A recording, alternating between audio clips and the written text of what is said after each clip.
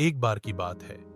बिहार के पूर्णिया जिले के एक छोटे से गांव में एक किसान जगदीश ठाकुर अपने खेत में काम कर रहा था।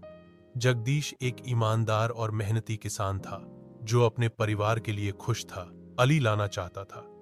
उसके पास जमीन ज्यादा नहीं थी, पर जो थी उसका वो पूरी तरह से ख्याल रखता था। हर सुबह वो अपने खेत में जाकर खेती के काम में लग जाता।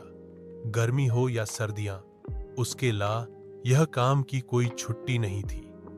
पूर्णिया के खेतों में गेहूं, चावल और मसाले की खेती होती थी।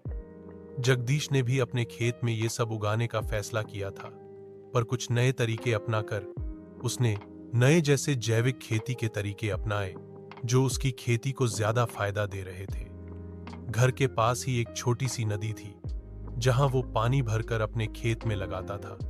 छोटी सी थी, लेकिन घर के पास ही एक छोटी सी नदी थी। यह उसके लिए पर्याप्त था। एक दिन पूर्णिया शहर से कुछ लोग आए जो किसानों के लिए नई तकनीक और तरीकों के बारे में लोगों को बताने आए थे।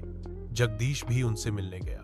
उन्होंने जगदीश को बताया कि कैसे नए जैसे ड्रिप सिंचाई प्रणाली, जैविक उर्वरकों और मधुमक्खी पालन की मदद से वो अपने खेती का मुनाफा बढ़ा सकते हैं। जगदीश को यह बात बहुत अच्छी लगी। उसने अपने खेत में नए तरीके अपनाने शुरू किए।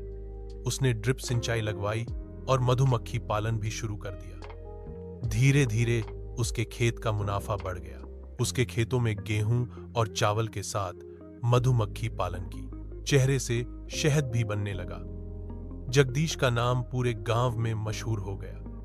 किसानों को नए तरीकों की वजह से बेहतरीन फायदा होने लगा। उन्होंने जगदीश को अपना मेंटर बना लिया। जगदीश ने न सिर्फ अपने खेत को सफल बनाया, बल्कि अपने गांव के दूसरे किसानों को भी नई सोच और बेहतरीन तरीके दिए। उसने सबको यह सिखाया कि मेहनत के साथ साथ नए तरीकों को अपनाना जरूरी है।